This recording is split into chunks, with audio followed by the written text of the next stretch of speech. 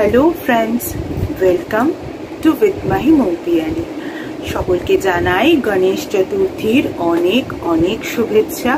গণপতি বাপ্পা মোরেয়া, মঙ্গলমূর্তি মোরেয়া। আজকে গণেশ চতুর্থীর এই সন্ধ্যায় চলে এসেছি সেপ্টেম্বর 2025-এর মান্থলি রিডিং নিয়ে। কাদের জন্য এই রিডিং করব? যাদের জন্ম যে কোনো মাসের 1 তারিখ থেকে শুরু করে 31 তারিখ পর্যন্ত, এবং তাদের জন্য যারা নিজেদের প্রপার ডিওবি জানেন না, অর্থাৎ সকলের জন্য। তাহলে চলো আমরা ঝটপট দেখে নিই বাপ্পা আমাদের জন্য কি কি মেসেজ দিতে চান। চলো শুরু করা যাক।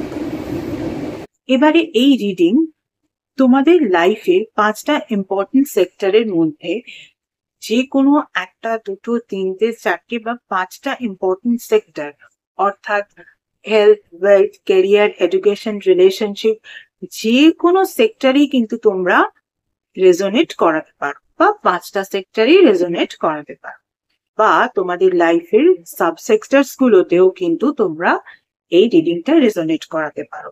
তোমরা যে ক্ষেত্রেই এই রিডিংটা রেজোনেট করাতে চাও সেই ক্ষেত্রেই কিন্তু এই রিডিংটাকে রেজোনেট করাতে পারো।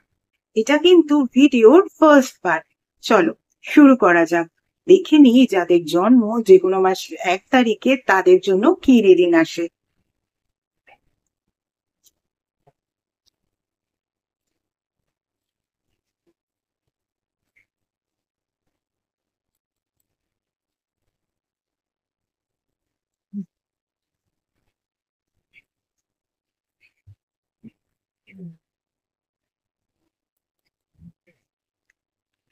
যাদের জন্ম যে কোনো মাসের 1 তারিখে তাদের জন্য যে নাম্বারগুলো ইম্পর্টেন্ট হতে পারে, নাম্বার 49 আর নাম্বার 13, মানে 13। দেখো তোমাদের জন্য যে ফার্স্ট কার্ডটা এসছে সেটা হচ্ছে অবজারভারের কার্ড। অর্থাৎ তোমাদের কিন্তু এই সেপ্টেম্বর মাসে কোনো বিশেষ কাজ লাইফের যে কোনো সেক্টরেই হোক না কেন যদি করবার থাকে, তাহলে সেটা করবার আগে দেখে নাও কাজটা তোমার জন্য ঠিক তো, তুমি সেই কাজটা যেটা করছো সেটা তোমার জন্য কতটা অ্যাপ্লিকেবল, আগে সেটাকে ভালো করে বুঝে নাও, মানে অবজার্ভ করে নাও। সেটা লাইফের যে কোনো সেক্টরেই হতে পারে, health, wealth, career, education, relationship বা আদার সাবসেক্টর গুলোতেও হতে পারে। তুমি আগে দেখে নাও যে কাজটা তুমি করতে চাইছো আদৌ সেই কাজটা তোমার জন্য ঠিকঠাক তো, বা কাজটাই ঠিকঠাক তো। সেপ্টেম্বর মাসে কোনো রকম কোনো কাজ করার দরকারই নেই, জাস্ট অবজার্ভ করো। আর গণপতিজিও কিন্তু তোমাকে আন্ডারস্ট্যান্ডিং এর মেসেজ দিচ্ছেন। অর্থাৎ এই সেপ্টেম্বর মাসে তুমি যে সেক্টরে কোনো না কোনো কাজ বা কোনো না কোনো ইম্পর্টেন্ট ডিসিশন নিতে চলেছিলে সেই বিষয়টাকে অবজার্ভ করো, ভালো করে বোঝো, আর সেই বিষয়টার সঙ্গে বোঝাপড়া করে নাও। সুতরাং তোমার করণীয় হচ্ছে সেপ্টেম্বর মাসে শুধু তুমি যে কাজটা করবে ভেবেছিলে সেই কাজটাকে অবজার্ভ করা, সেই কাজটাকে ভালো করে বুঝে নেওয়া। একেবারেই সেপ্টেম্বর মাসে সেই কাজটা করার দরকার নেই। তারপরে অক্টোবরে দেখো তোমার জন্য কি রিডিং আসে। অক্টোবরের রিডিং নিয়ে তো আমি সেপ্টেম্বরের লাস্টে বা অক্টোবরের প্রথমে আসবই, তখন দেখে নেওয়া যাবে তোমাদের জন্য কি রিডিং আসছে। তাই সেপ্টেম্বর 2025-এ কিন্তু জাস্ট অবজার্ভ করো, আর জাস্ট তোমার যে কাজটা করার ছিল সেই কাজটাকে একটু বুঝে নাও। চলো এবারে যাদের জন্ম যে কোনো মাসের 2 তারিখে তাদের জন্য কি রিডিং আসে একটু দেখে নিন।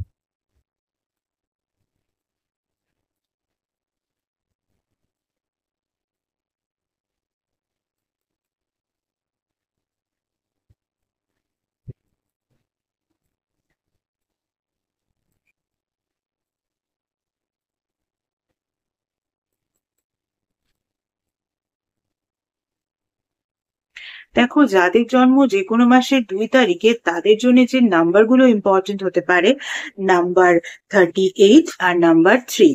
দেখো তোমাদের জন্য যে ফার্স্ট কার্ডটা এসছে সেটা হচ্ছে টু বি ফেয়ার এর কার্ড। দেখো এই টু বি ফেয়ার এর কার্ড এসছে মানে তোমাকে কিন্তু তোমার লাইফের 5টা ইম্পর্টেন্ট সেক্টর বা আদার্স যে সাব সেক্টরস বা তোমার লাইফের ওভারঅল বিষয়গুলোতে কিন্তু একেবারে ফেয়ারলি কাজ করতে হবে।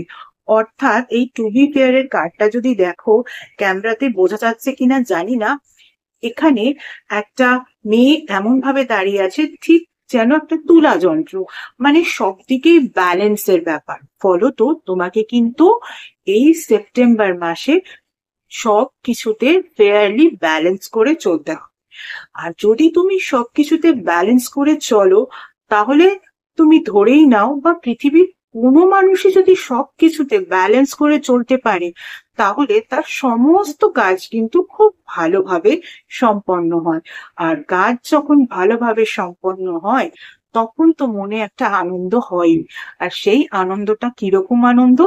ডিলাইটমেন্টের মতো আনন্দ, যেটা তোমাদের বাপ্পা বলছেন, অর্থাৎ পুলক জাগানো আনন্দ। তার মানে তোমাকে কিন্তু সেপ্টেম্বর মাসে তোমার লাইফের 5টা ইম্পর্টেন্ট সেক্টর এবং সাবসেক্টর গুলো এবং তাদের সঙ্গে রিলেটেড যে মানুষগুলো বা যে বিষয়গুলো বা যে সিচুয়েশন গুলো, সব কিছুকে কিন্তু খুব ভালো করে ব্যালেন্স করতে হবে।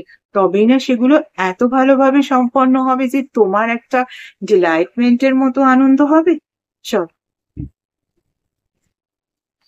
এবারে যাদের জন্ম যে কোনো মাসের 3 তারিখে, তাদের জন্য কি রিডিং আসে একটু দেখে নিই।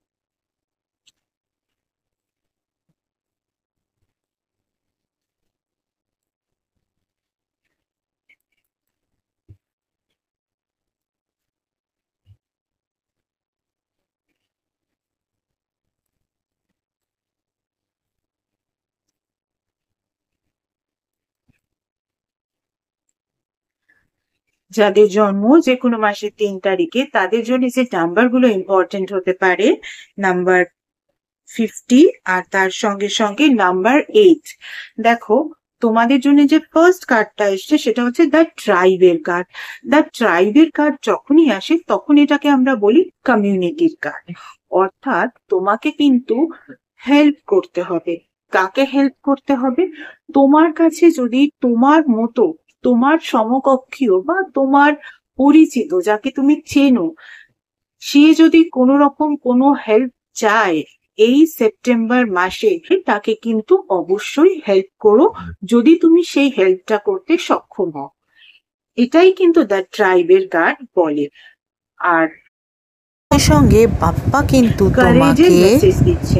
অর্থাৎ দেখো, তুমি যখন কারোকে হেল্প করছো, তখন কিন্তু তোমার মধ্যে একটা কারেজিয়াস ব্যাপার জেগে উঠছে, যেন বীরের মতো তুমি কারোকে একটা হেল্প করছো। তাহলে বোঝা যাচ্ছে যাদের জন্ম যে কোনো মাসের 3 তারিখে, তাদের জন্য হয়তো তাদের সামনে এমন কিছু সিচুয়েশন ক্রিয়েট হলো, যেই সিচুয়েশনে কিন্তু কেউ এসে তোমার কাছে হেল্প চাইলো, আর তোমাকে কিন্তু সেই হেল্পটা একেবারে কারেজিয়াস ভাবে করতে হবে। চল, এবারে যাদের জন্ম যে কোনো মাসের 4 তারিখে, তাদের জন্য কি রিডিং আসে একটু দেখে নিই।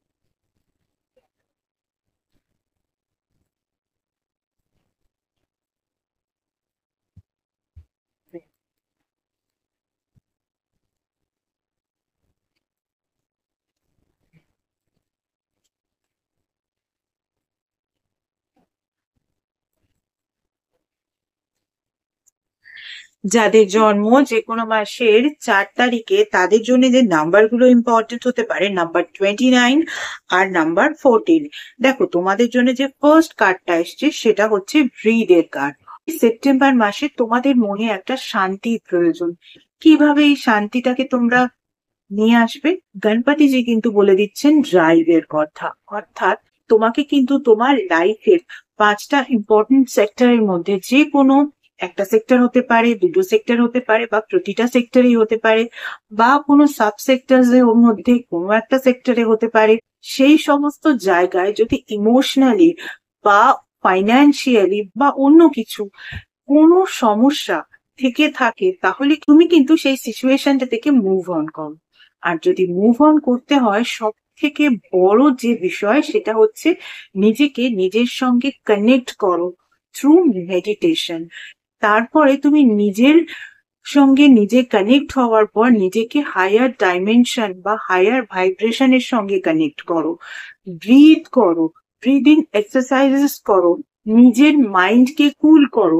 হতে পারে সেপ্টেম্বর মাসে তোমার হয়তো এমন কিছু কাজ ছিল যেই কাজটা তোমার হয়তো সম্পন্ন হলো না ঠিকভাবে, কিন্তু সেটা নিয়ে দুঃখ করে কোনো লাভ হবে না। তার থেকে বেটার তুমি কিন্তু নিজেকেই নিজে হিল করো through meditation, through breathing exercises. এটাই কিন্তু গণপতিজি বলছেন, যে করেই হোক তোমাকে কিন্তু সেই ব্যাগেজ গুলো থেকে নিজেকে সরিয়ে ফেলতে হবে, ড্রাইভ করে ফেলতে হবে। চলো, ভিডিওর এই পার্টে কিন্তু এইটুকুই। বাকি রিডিং গুলো দেখতে হলে কিন্তু দেখতে থাকতে হবে। এছাড়া যারা যারা আমার থেকে পার্সোনাল কনসালটেশন নিতে চাও তাদের বলবো, পার্সোনাল কনসালটেশন কিন্তু একেবারেই ফ্রি কনসালটেশন নয়। পার্সোনাল কনসালটেশন কিন্তু paid consultation. Regarding what? Regarding numerology, Vastu, tarot healing, crystal healing, healing with reiki, healing with meditation, healing with symbolism, healing with law of attraction, astrology, palmistry, সনাতন ধর্মীয় পদ্ধতিতে spell casting এবং এমন কিছু special remedies যেগুলো তোমাদের overall details check করার পরেই দেওয়া যায়, এভাবে জেনারেলি দেওয়া যায় না, ইত্যাদি বিষয় আমার থেকে কনসালটেশন নিতে হলে কিন্তু স্ক্রিনে যে ইমেল আইডিটা দেখতে পাচ্ছ সেই ইমেল আইডিতে মেল করো তোমাদের অ্যাপয়েন্টমেন্ট বুক করার জন্য। তোমাদের অ্যাপয়েন্টমেন্ট একবার বুক করা হয়ে গেলে তখন তোমাদের টাইম স্লট প্রোভাইড করে দেওয়া হবে এবং কল নাম্বারও প্রোভাইড করে দেওয়া হবে। যে টাইম স্লট ওয়াইজ সেই নাম্বারে কিন্তু তোমাদের কল করে নিতে হবে। গত 1 বছর ধরে তোমরা যেভাবে আমার ফেসবুক পেজটাকে লাইক, ফলো, শেয়ার করেছো, তোমাদের বন্ধুদেরকে আমার পেজে ইনভাইট করে নিয়েছো, তাদের বন্ধুদেরকেও ইনভাইট করে নিতে বলেছো, ঠিক একই রকম ভাবে আমার ইউটিউব চ্যানেলটাকেও কিন্তু সাবস্ক্রাইব করতে হবে। পাশে থাকা বেল আইকনটাকে ক্লিক করতে হবে আর তোমাদের বন্ধুদেরও বলতে হবে তারাও যেন আমার ইউটিউব চ্যানেলটাকে সাবস্ক্রাইব করে নেয়। এর মতো এটুকুই। Tata, thank you so much.